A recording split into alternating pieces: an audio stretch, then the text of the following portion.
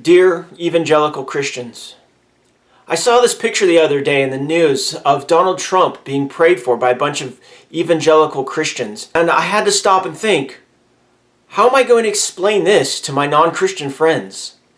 Because they know the Bible, and they know the example that Jesus Christ set, and they also know that as Christians we're supposed to follow that example. And when they see Donald Trump, they see a man who doesn't even pretend to follow the example of Jesus Christ. And then they see you, a group who says they follow Jesus, laying hands on a person who doesn't. What kind of message is that sending? Now remember, your answer has to be extremely good, because my non-Christian friends, they have a particular talent of knowing when an answer is particularly hypocritical or when they're being lied to.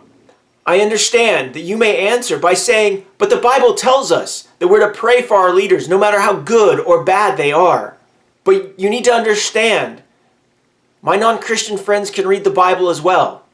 And there's something that they see. They see, when they read the Bible, is leaders who have been appointed by God being called to account for actions and behaviors that expressly contradicts the Word of God.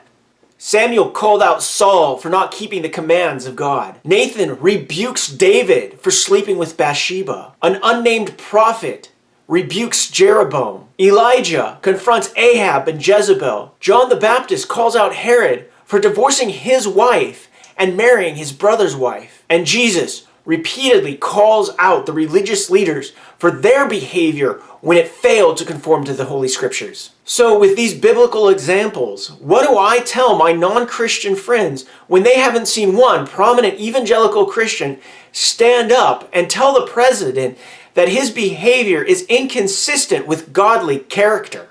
What my non-Christian friends are seeing is evangelicals who say again and again that they love the Bible. But when the truth of that Bible get in the way of political power, evangelical Christians are willing to throw away the Bible, its teachings, and their relationship with Jesus Christ. And I have no answer, no defense when they point the finger at me and ask me, what do you have to say for this hypocrisy? All I can do is shrug my shoulders in defeat.